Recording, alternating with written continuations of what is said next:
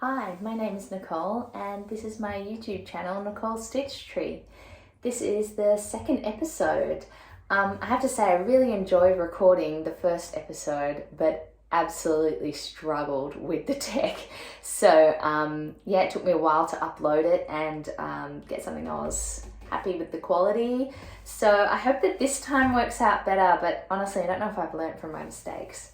If you're watching for the first time, this is a podcast about slow, mindful making and all the practices that go along with that. I am a very slow maker. I don't often have finished things to show or new acquisitions, but so far I've always found something to talk about. So I hope you enjoy coming and having a chat with me. I'm recording on Yagara and Turrbal country in the city of Mianjin, Australia. It's a beautiful winter's day, lovely blue skies, not too cold, typical Brisbane style. So thank you for joining me for a little chat. So in this episode, I thought I would do a bit of a craft room tour because I've just moved into our very own first home that we bought. So it's been really exciting to set up all the different spaces and particularly the craft room space, of course. I've got the whole third bedroom as my crafting room. So I'm really privileged and I've had such a great time setting it up. So I'll show you that later on. So I'll insert this little video here about what I'm wearing today. So this is one of my really early sewing makes, the V9237, and I just love the contrast back, and doing it in a big and small gingham was really inspired by a post I saw of someone else doing it, which I'll put here. I really like this pattern. It's just like a little bit tight under the armholes, and this has been like I changed that and it's still just a little bit not as comfortable as I'd like. And also the neckline was really high. I fixed that as well. This is the second one that I made, so I learned a little bit from the first one. I don't like to wear it without sleeves. I've gotten a bit funny about wearing sleeveless things. I don't know, something about people being able to see my armpits that I don't like. So I like to layer them with a knitted tee usually in the winter time, otherwise just like an open shirt when it's hot. This knitted tee is the Lapis Pullover by Yamagara. It's Bernice. Yamagara is her design handle. So yeah, that's that. And if it is even a little bit colder, I like to layer it with this, my Speckle and Pop shawl.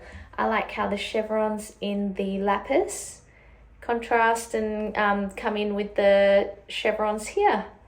And the colours are quite similar too, but a few extra pops. So that's what I'm wearing today. And as for what's on the chair, I've got my Speckle and Pop shawl draped over the edge, purely because it matches really nicely with this, and I felt like I wanted a little pop of colour today. So that's my Speckle and Pop shawl by Stephen West.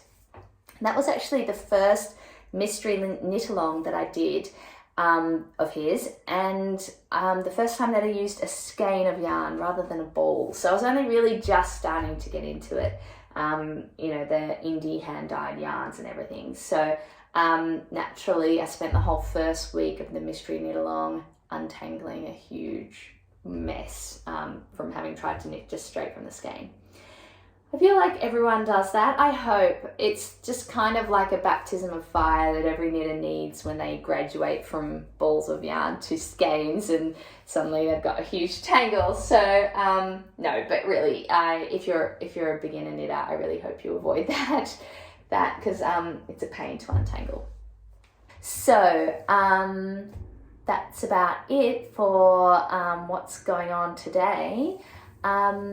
I'm going to start with the knitting segment. As always, there will be timestamps below with when the knitting segment is and when the sewing segment is. And if there is any other miscellaneous crafting segment at the end, just because I know not all of you knit and sew, so some of you might just want to watch only part of the video. Feel free to leave a comment below and tell me whether you're just watching one part, the knitting or the sewing part, and or if you're watching both, or just any comment at all. I will try and look at them. I kind of didn't realize I was getting comments on my last video, so thank you to everyone who watched and commented on my very first YouTube video. And without further ado, I think that it's time to give a little craft room tour. Okay, time for a craft room tour. Are you ready, Joe? Welcome to my craft room. Straight away on this wall here, I've got a hook, so I hung up my cricket mats. I haven't done any cricketing since my wedding, when I did a heap of cricketing. So I'm excited that I've made that a lot more accessible. I still have this whiteboard that Michael got for me to keep track of what projects I was working on, so that he would know and be able to talk to me about it. But it doesn't have a hook on the back, so I want to put that somewhere in my craft room, because it's really nice when he knows what I'm doing and makes conversation about it. Okay, so I think I'll start over here on this side. Excuse the shoddy camera work. I've got my mannequin, which just basically holds a bunch of stuff. I don't really use it for fitting, to be honest. I only bought it on Marketplace, so it's not 100% my size, but it looks good. I've got this tool trolley chest that I bought from Kmart a long time ago for $60, and it has been the best for all my sewing goods. And this unit over here used to have a bunch of my yarn in it in the cupboard at my old apartment. I really didn't want to block the air conditioning too much, but I wanted something in this corner because of the ugly internet cords. And you'll see my blocking mats hiding there and my cutting mat there as well. So that's my Cricut machine. That's my current project. And I'll just show you a little bit why this is so useful. The drawers just fit a lot of those knick-knack things that you need when you're sewing. I've got my buttons and labels and whatever, and my tissue pattern from the pattern I'm just using. And down here in the bottom is where I keep all my sewing patterns. So it's nice to have a bit of storage there, but I would like to organize that a little bit better. You can tell it's just a bit chaotic. And on this unit, bringing back to wanting to utilize my Cricut machine a bit more, I stocked this full of my Cricut and paper craft things. So, you know, there's plenty of motivation to actually start doing more of that. And I've got some cool Cricut plans for this new place. That's that side of the room with the window there. It's really nice and shaded, but I do wish that it got a bit more light. Yeah, it does get a little bit dim in here. And when I am sewing, I generally pull the ironing board over to this PowerPoint. Although I eventually just want to keep it here and have the iron cord go through to that PowerPoint there. I just need a bit of an extension cord and a double plug thing. So Joey's bed, it goes there, and he's not normally under the ironing board, but we'll see how that works out in the future. So here is my main sewing station area. I've got my trace and toile here and my toile fabric there. They're a bit too large to go in the cupboard. Yeah, my machines, my scraps hamper where I put all my fabric scraps to save up. Yeah, this is pretty good setup here. I've got Cuba and Joe made these for my wedding. My brother designed them for me, and they were props for the photo booth. So of course they're here in the sewing room. And yeah, just some fun stuff. My little sheep needle cushion and my LDH scissors, which I love, and my snacks bowl, which I was having pizza shapes yesterday, so I should wash that. Yeah, I just use a mug here for all my sewing tools, like my snips and my seam ripper and all the things I use fairly frequently, a little ruler thing. And I've got a Kylie and the Machine magnetic pin dish, which I love. So that's my sewing desk. Now, on the other side of the room are built-in wardrobes. I do kind of wish that they had mirrors on them, just because it's nice to turn around and check the fit of something really easily. But yeah, let's go inside. So on the left side, I've got most of my knitting stuff and, you know, some paper craft things. So up here on the top, I had that box from before. It's pretty well organized with my Nutrigen and commercial leftovers of things. That's wool that I'm currently using, so I've got that handy for when I need another ball. This cubby here, I've got notebooks, lots of notebooks, kind of a diary hoarder, planners and such. I've got this knitting notes diary from Line magazine. I kind of stopped using it, although I probably shouldn't have, because it was pretty handy to go back into things and know what I was doing with what size needles and all that. But anyway, I've got my leftovers of my hand-dyed indie yarns there, grouped by colour. They're all 4-ply in this cubby, and under there it's even more. This is undyed wool here that I'm going to hopefully do some dyeing with. And these are the leftovers that I just finished from, like, literally just yesterday, finished the project. So they'll be getting sorted into the leftovers area soon. These are just bags and stuff. I like to store my yarn in plastic Ziploc bags because there's moths. There are moths here. So here's stash cubby 1, stash cubby 2, 3, and 4.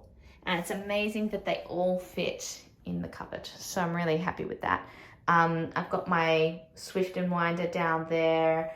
I'll go from the bottom here. These are all kind of photos and scrapbooking things that I want to do. These are paper and stuff for cricketing. That's gifts, so wrapping paper, ribbons, gift bags, you know, reusable satchels, all of that. And here are my knitting patterns, along with important stuff like warranties and whatever. Some knitting bags here, project bags, you know, just fun knitting things. And these are my things that need to be frogged or long languishing whips. So that's the left side of my cupboard. Now for the right side, the sewing side, which is absolutely a mess.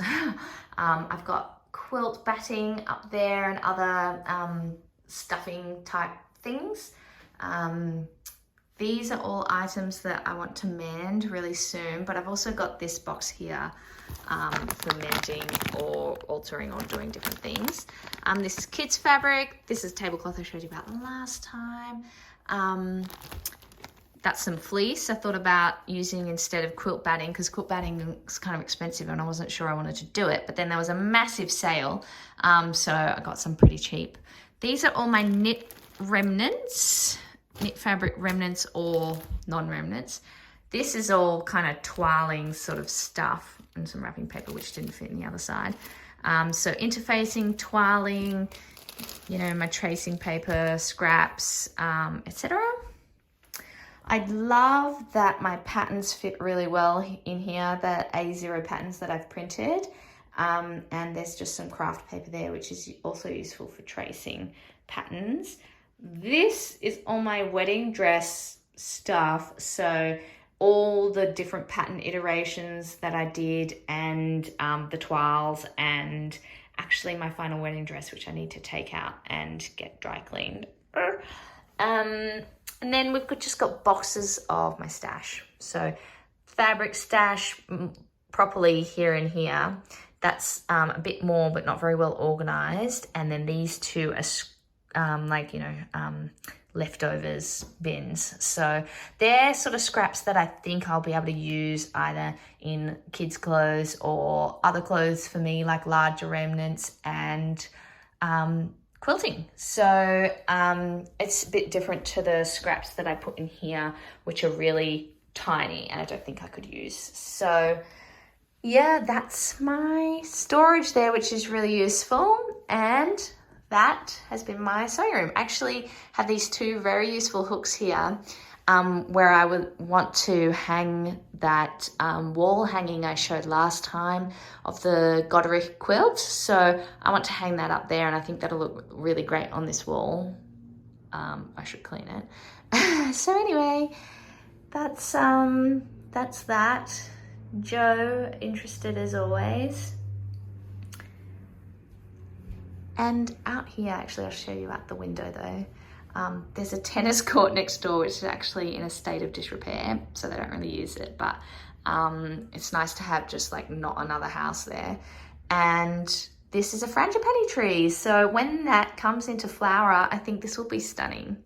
What a lovely little haven of peace and paradise here.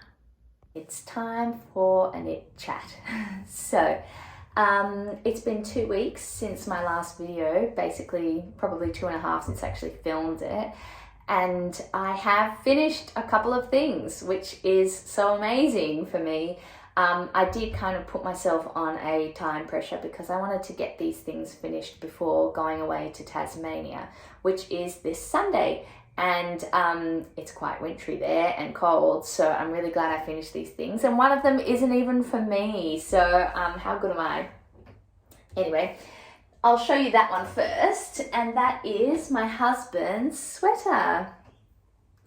So I finished that one off. He's tried it on. I think he approves, although I could tell a little bit that he was never going to say that there was this or that wrong with it. So he's a good husband. I really hope he does truly love it. It took quite a while to do. I meant to have it, I explained this in my last video, I meant to have it as a wedding gift for him.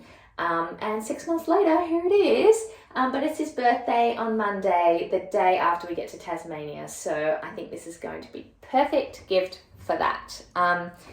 It's the, I said it in my last video, but I'll say it again. It's the Flax Light Jumper by Tin Can Knits. And it's in a lovely Malabrigo green colour. It feels so great, and it's off to the blocking mats right after this video because I need it to be dry by Sunday. That's in, needs to be dry in 3 days. In 3 days. I think that'll work because Brisbane, it's been sunny, although cold-ish, not really cold. So that's that I finished for Michael. And if I ever did this again, actually I probably wouldn't for a man. I would knit a different jumper because it would be more fun.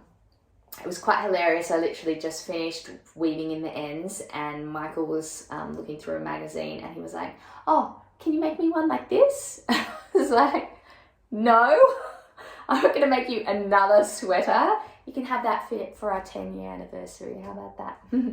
Okay, so that's that finished project, off to the blocking mats. And as well as that one, I finished my one that I wanted to finish before Tasmania. And that's the Great Gingham Raglan. This is a Jessie made design.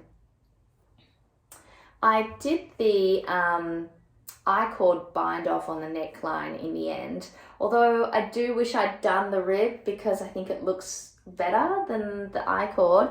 I didn't want to have a really high neckline, so that's why I did the I-cord. We'll see how we go. I might change that in the future if I don't like it as much. The colours turned out a dream. I am so happy with how this looks. It's also got a lovely sort of bubble sleeve feature here.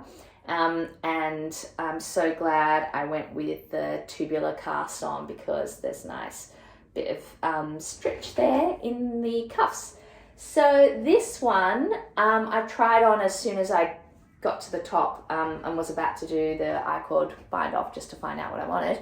And it's a little bit tight. I mean, in the sense that it's a little bit tighter than I would normally wear it, slightly more of a fitted sweater.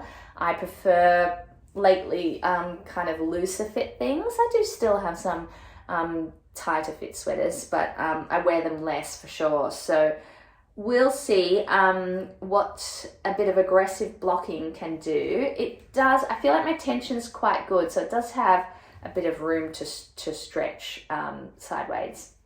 I also modified it to do, so this is 1 repeat. So I did 2 repeats more than what was intended for the body by the designer. Just because I thought for a change, I'd go something a little less cropped. When I made this, I wish I'd made it just a little bit longer, you know, also for the chevron pattern. But anyway, I felt like maybe I would try something different and do a bit longer, and I knew I had the yardage for it. So I went ahead and lengthened it a bit. So it'll be interesting to see how I feel about wearing this one. And I might take some little videos in Tasmania of how I end up styling it, because that'll be the first time that I'll wear it. So that's the Great Gingham Raglan. And if you wanted to see more details about the wools and stuff, go ahead to my first YouTube video, my one and only other video. Okay, those were my 2 finished objects. And I want to say that I don't knit very fast, so I won't often have finished objects to show. So I was really pleased that I had a couple to show today in this video. Now for works in progress. As I mentioned at the start of the video, I'm going to pop in some stuff I filmed for the last YouTube video. For the last episode that didn't make it in because it was too long. So I'll put that in with my long languishing whips. We all have them. And today I'm just going to show you some of my new cast-ons. Well, new cast-on and new cast-on to be. Look away, Kelly. That's my sister. If you don't want to see what my nephew's jumper is going to look like. So I cast that on. I really needed a train project, something that was small enough to comfortably fit in my handbag and was kind of easy enough that I could just pull it out and start and stop on it. So both of those jumpers that I finished were just a little bit too big, and my one, I could have done it on the train, but the colour work with the 2 balls, it was just a bit much. So I cast on this beautiful little number. This is a pattern by a designer that's new to me, so this is the first pattern of hers that I've used, and she's Danny Sunshine Knits on Instagram, and I really love that her patterns are sized pretty much right up until 10 years. So I'm knitting the 4-year-old size for my nephew in this truly lovely blue gum coloured yarn. Oh, I need a new ball soon. So this is, let me just get it. So this is the Nundle Chaffee wool, which is a DK or 8-ply. Nundle Woolen Mill is an Australian woolen mill, and I did the tour there on our honeymoon. We drove past, we were driving through regional New South Wales, and it was such a fun tour to see all the carding machines and how wool goes from the raw product to spun to dyed to being in these beautiful little balls. So this is their blue gum colour, which I think is just really, really nice. It's a bit hard to show up here on the camera, but it's a kind of greenish, greyish blue, really true to sort of the blue gum colour, Australian blue gum. So I'll just put that in my project bag because I'm running out of that other ball. So yeah, that's this jumper. It's called Making Tracks, and it's just simple raglan design with these panels sort of through, with a diamond design in pearls out of the knit stitches, out of the stockingette background, for texture. I did mess up the first lot of them, but you can't even tell. It looks good anyway, and actually the texture is really popping on the camera, and I think it looks great, and I hope that my sister and my nephew really like it. So that's my new cast on and my train project, which I'm loving. I'm loving catching the train. I went from a 10-minute walk to work to a 30-minute train ride with 10-minute walk to and from home. So it's been really, really great to have some knitting time whenever I go to work, which is not every day. Okay, and the other new cast on, well, it's a bit more like maybe going to be a new cast on because I haven't cast it on yet. So it's not quite a whip as such as in the planning phase. And it's some more Nundle wool. This is alpaca merino silk, and it's just a very lovely neutral grey colour. I do lament the lighting in my craft room a little bit, so I don't know if the colours look as great as they do to me in person. I do have a little extra lighting, so I hope that helps, but it's a beautiful, neutral, pale grey. And I love that it's a 40% alpaca, 50% alpaca, 40% merino, 10% silk base. I think it will be perfect for a shawl. The shawl I have in mind is the Sky Glow shawl by Inese Zhang. That's Aizang on Instagram. So this will be the contrast color. I loved this pattern as soon as it came out. I love quite a lot of her patterns, and I just think this is just going to look amazing. My sister already knit it, and hers looks really great in her color combo, but you know I had to go a bright pink.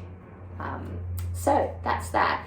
This wool actually is hedgehog fibers. I think the colorway is rose hip, and I got 3 skeins of this, enough to do a full sweater cardigan thing, and I have plans to make like a really wild psychedelic cardigan. I went through it, I made quite a bit of it, and I tried it on and I just thought it didn't really look great. So I frogged it. I don't know if it was the pattern that I didn't quite like with it, or the color next to my skin I thought washed me out too much. Yeah, it's a shame. So I have a lot of these balls. I thought just using this would be great, and then I could use the others for a different shawl, or even for a kid's project, or just something like a tee with the color on the bottom and a different color on the top might be better for this bright color. So that's possibly my next cast on, because I want to have something to be knitting while in Tasmania, of course. Other than the gifts for my nephews that I'm doing, I really want to cast on something for myself. I'm so selfish that way. I love to knit for myself. I mean, I don't want to call it selfish. It's all, everyone each to their own, but I love to knit for myself. So, okay, I changed my light just a little bit because I'm up to a new acquisitions part of my video. But actually, I don't have anything new to show, so it's going to be a stash flash. I want to reiterate that I don't really believe in buying yarn really frequently. I have quite a healthy stash, and I'm really happy with it. So only if I see something that really calls to me, or is something that I really want to use for a specific project, then I'll buy it. So yeah, no judgment on people that are able to buy lots of yarn often. I'm just not really in that position, especially since we just bought our own home, and the economic stuff going on. Let's not talk about that. So anyway, it's not that I'm on a fabric or yarn ban. I'm just trying not to buy as much of it, or just be a bit more mindful about what I'm buying. So today is going to be a stash flash, and check out these primary color type single skeins that I'm going to show you. They're all sparkly. I wonder if you can see that. So this is an Australian dyer, Circus and Tonic. That's Hannigan, the Circus and Tonic handmade. And each colour is just so beautiful. I really love her sparkle sock. I think it's just the right amount of sparkle in it. This one was actually destined to be a part of a project which I don't know if I still want to do, whether it's still in, whether I still feel like it's my style or good for this climate. It was going to be paired with this La Bien-Aimée, Winterfell, I believe is the colour. Yes, Winterfell, which is a super, super dark navy, like really dark. This one's a navy too. You can see that it's just a bit darker than that. So Winterfell is that really dark, winter is coming, navy colour. And I was going to pair it with this, which first of all, now I'm paranoid about bleeding of the colour through into this. After my sister had a bad bleeding episode, not medically, I mean with yarn dye bleeding through. And I really don't want to risk that. But this was going to be the Ixchel or Ixchel, I don't know how to say it, sweater from the Pom Pom magazine, the one that was on the cover of, I forget which issue, and has all the constants like stars and moons and stuff. So that's what this was going to be. But I've really been wanting to have a navy cardigan, and I've got enough skeins for that. So I wonder if I repurpose this to be a cardigan of some kind. So I'll think about that, whether that I split up this combo. This colour, let's go back to it, is inspired by bird. This is fawn-breasted bowerbird. And it's a very pale yellow base with more yellow sort of streaks and some light speckling of brown, fawn and grey. It's so beautiful. As a single skein, I don't know what I'd do with it, so just here to admire and find its purpose in life later. So that's the first sparkle sock that I wanted to show. Now the other two, let's go with the red one first. This one's called Tiger Strike. Oh, it's kind of annoying, the label's upside down. A little bit OCD like that.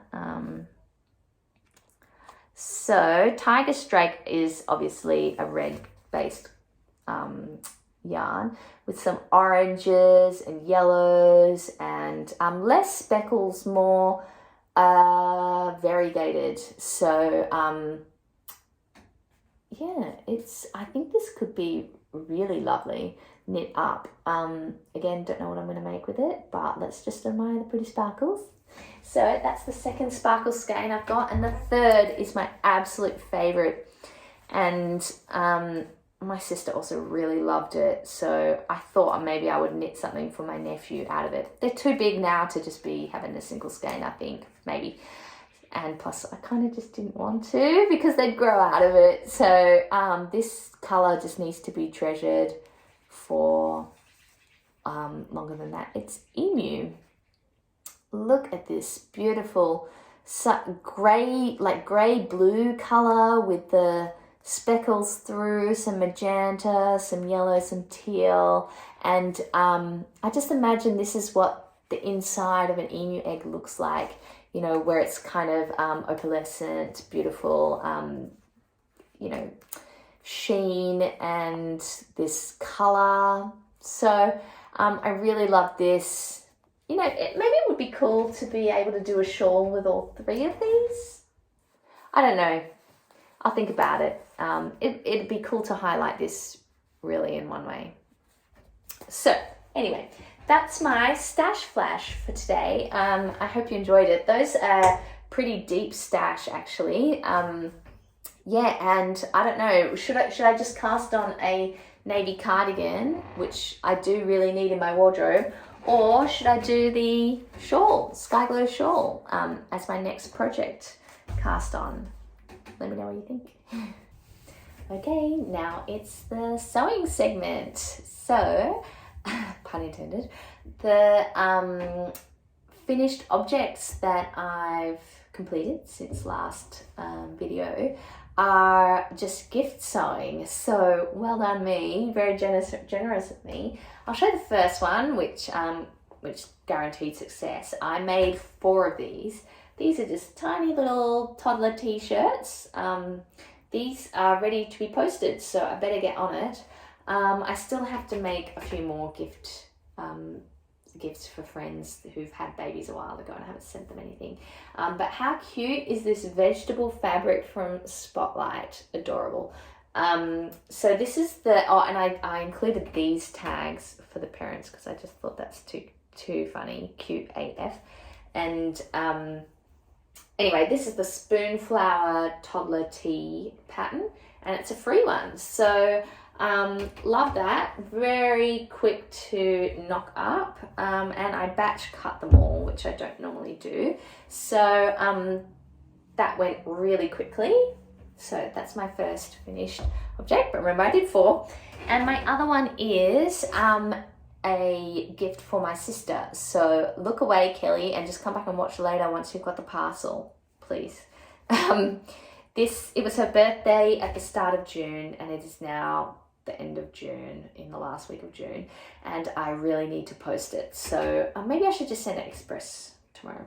We'll see.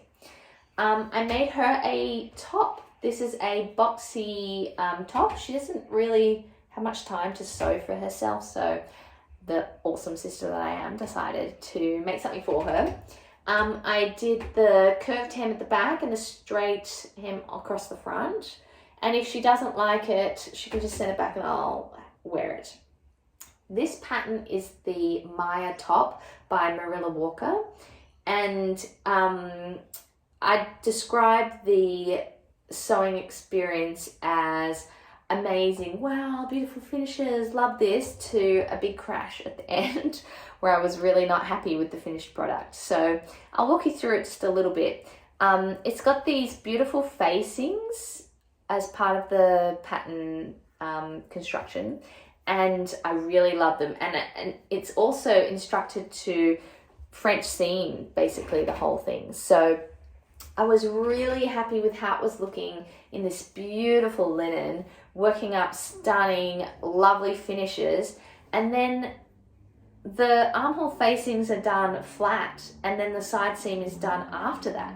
And so it's just left under the arm this kind of bulky knob where it's been joined with a French seam together. So I was so unhappy with that as the armhole finish. I wish I'd done the side seams first and then finished the armhole. Although of course that armhole facing pattern wouldn't have worked once it's already in the round. I could have just bias bound the, put some bias binding in there. So I'll just turn this inside out. So I was really quite unhappy with it when I finished. I hope my sister doesn't mind. It was still, you know, the thought that counts and a nice effort on my part. But yeah, I just really hate that as the end of the armhole. I'm probably being really fussy. But anyway, yeah, would totally do it different if I did it again. It's also less of a boxy shape than like a flare out shape, I believe. I don't know. What do you think? I feel like it comes out a little bit towards the hem. So I don't know if she's going to like it. She spotted this pattern first, so I hope she does like it. And I also don't like how it doesn't quite meet up, that's my own fault, on the hems here. All in all, wouldn't do this pattern again, or I would, but do it totally different. But I feel like there are some great boxy tee patterns out there, and I'll probably try one of those. But oh my God, I was just doing such nice, beautiful, neat work. So I feel like it was such a shame that the side things were finished in that way and made the armholes look just not as professional as they could have. Just, you know, when the rest of the garment is really looking very professional. So anyway, those are my finished objects. Didn't mean to get on a bit of a rant there. Now for works in progress. I am working on a Megan Nielsen Hovia jacket for our trip to Tasmania. We're leaving in 4 days. So I hope I can finish this. As you can see, I've got the outer shell done. Let's just talk about how massive and amazing these pockets are. I'm so pumped for that. I'm using this beautiful Merchant & Mills pre-quilted jacquard fabric, but you can tell I just cut them so they don't meet up, and I'm a little annoyed about that. But in the big scheme of things, it's not noticeable, and I can live with it. So that's where I'm at with that. I've got to construct the lining. The lining's out of this fabric.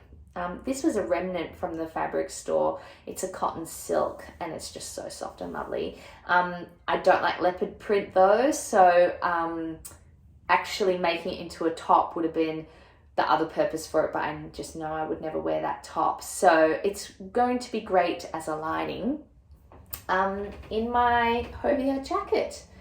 I really, really wanted to do a quilted version of this as well, like with, you know, that I quilted, but obviously try and do that in 1 week is madness, because the moving house obviously was very hectic, so I didn't really get started on this until this week, but I'm going to love this. I think it's going to fit really nicely. I know it's a bit of an oversized fit, so I checked the measurements, finished garment measurements, with a coat of mine that I love to wear and that I can layer underneath, and yeah, I think it's going to be exactly what I'm after, and I hope it's cozy as heck in Tasmania, rugged up in this Merchant & Mills quilted fabric. So that's my first work in progress, and actually for sewing, I basically only ever work on one thing at a time, because who's got time to be changing the bobbin thread and the top thread and everything? So I'm only working on that, but when I'm done with that, which is hopefully tomorrow, I've still got 1.5 days, 1 or 2 days of sewing, and I want to make some long sleeved sort of turtleneck type things to go to wear under my dresses as layering pieces, to just make my wardrobe a little bit more versatile for this Tasmania trip, but also in general for winter in Brisbane. I don't really need, I could get away with just wearing a long sleeve top under a dress, a warm one, like this is nice warm merino, under a dress with a shawl and maybe a sweater on top of that if it's really quite chilly. So I want to make quite a few of those. I've got this massive stack of merino from the fabric store, which I always buy when they have on sale, because I make every year for my brother, I make him t-shirts using the LA textiles. Used to be free t-shirt pattern, Sage Tea, but now it's a paid pattern, which I think is totally fair, because she's put a lot of work into it. And yeah, so I've got these colors. This avocado merino I used to make a Rusker knot dress from the Breaking the Pattern book by Named Clothing. That needs repairs, so I never wear it because it just needs the neckline fixed up. So that's a lovely green color, and then I have a very light blue, which would be great in place of white. I don't really like the idea of a white turtleneck, so I think a lovely pale blue will just soften that up, and I think that'll be lovely. I've got so much of this. I originally thought maybe I'd do the Kilo wrap dress by Named Clothing, but it's a little bit sheer. It's not opaque enough, and I'd just be a bit scared of doing that. So I'm not going to do that with this. Possibly just more long sleeve tees and some t-shirts for Michael and for my brother. And then also I've got this. This is their ZQ merino. I got this from the remnant bin. What a amazing teal sort of color. It's not coming up as bright as nice on the camera, but you get the idea. So there's that. And mulberry, their mulberry merino. So I already made a shirt for my brother out of this. Ooh, I wonder if I sent it already. I doubt he's watching this video anyway. So maybe I'm sending that for his birthday. Maybe it's in the cupboard somewhere. Anyway, that'll be a really nice color. I'm obsessed with kind of the purple things. And something on the warm side. as in of the color spectrum, I've got this brick red, which I got to make a shirt for Michael, but I showed it to him and he was like, no, I wouldn't wear a shirt in that color. Okay, so even though he has a shirt this color, I tell you what, he has a shirt this color.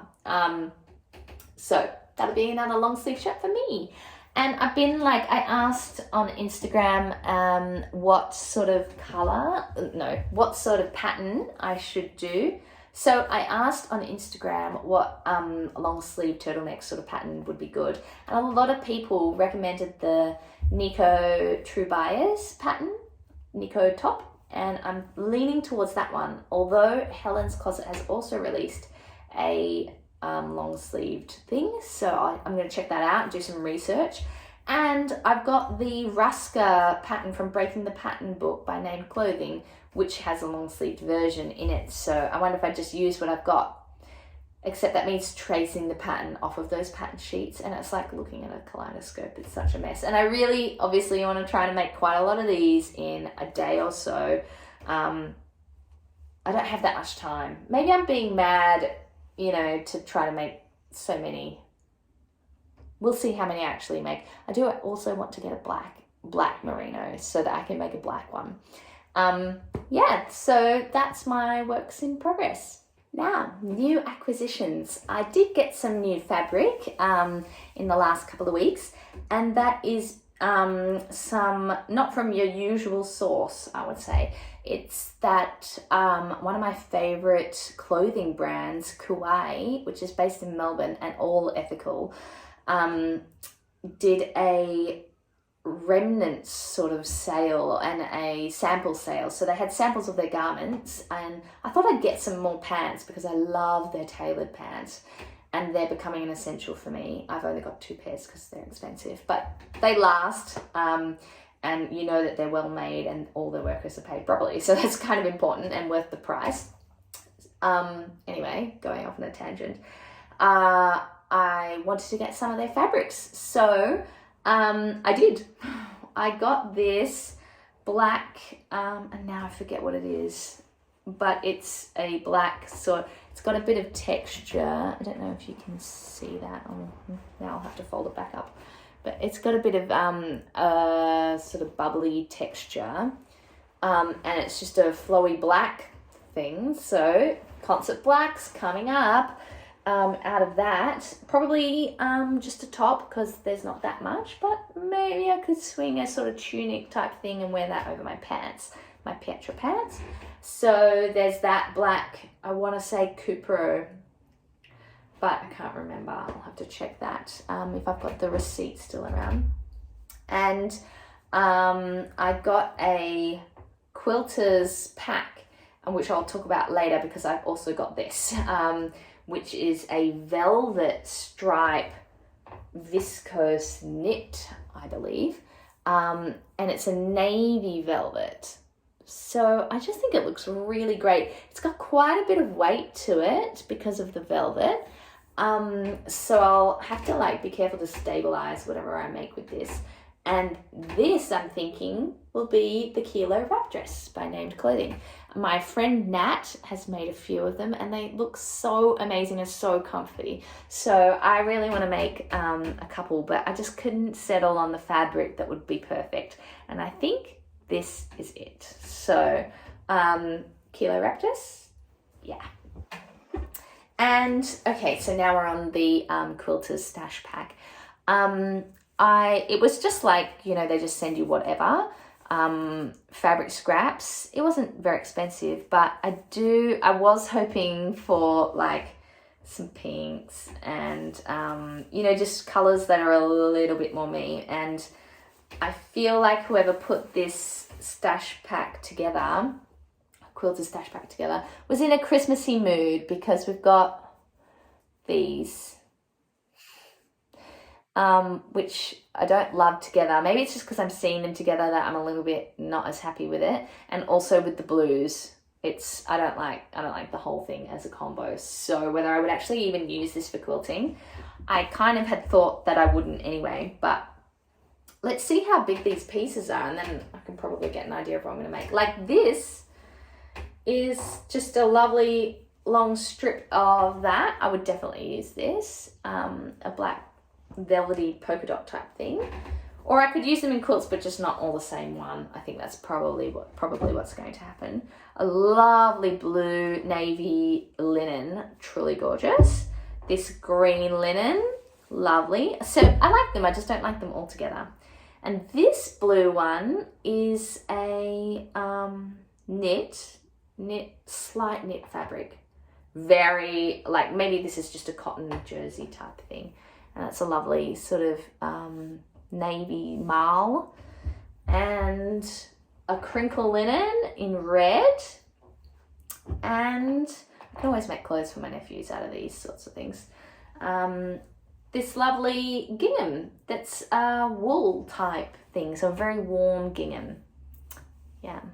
So I'm not super happy with the Quilter Stash Pack, but you know, it was sort of a lucky dip type thing, so I'm not complaining.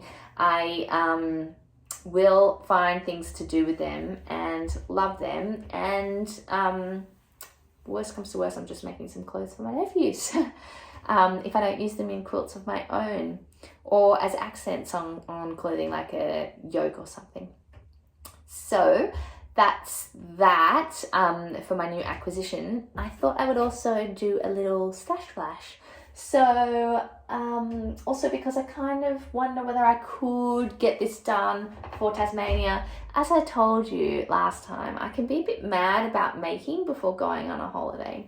So I know realistically I probably won't get any of this stuff done.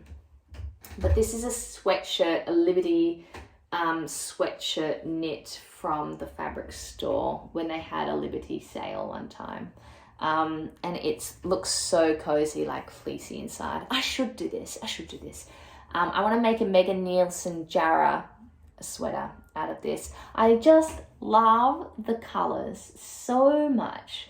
Like, you know, I love non-conventional colors together. People think colors that people don't think would go together. So there's a really light lilac-y purple, and then a slightly more saturated purple, and then a darker purple, and then yellow, and then a mustard. So or olive type color. It's just really, really lovely, and I think I'd love this so much. So Megan Nielsen Jarrah jumper, I hope. But I don't have any ribbing for it, and I was wondering whether I could just, I mean, I'm pretty sure I could just use this mulberry for the neckline. I don't know, does that go? And I wonder if I can use that for the cuffs on the arms, the cuff ribs. I don't know, what do you think? I've also got this other option. This other option is this lovely marigold or mustard coloured knit merino. I think actually that works better, don't you? Don't you think that works better than this? Yeah. So it would be cool if I could do that before going away. So that's pretty much it for the sewing segment, except to say that there's a bit of extra footage from my first episode about patterns that I didn't end up sharing in that episode because it was getting long enough already. And we'll see how long this one is, whether I pop that one in. But I love op shopping sewing patterns, and I'd just gone on a trip to Mackay for work. That was before the first episode that I recorded, and I'd op shop some pretty funky patterns there, and then I just got on a little bit of a roll and started showing some other patterns. So there's that, maybe after this. Well, thank you for watching my second episode for my YouTube channel. I really hope that you had some time to slow down, maybe do some knitting or work on a project while watching this episode. And yeah, feel free, as I said before, to leave a comment whether you watch all of it or just the knitting or just the sewing. I think I would find that really interesting. And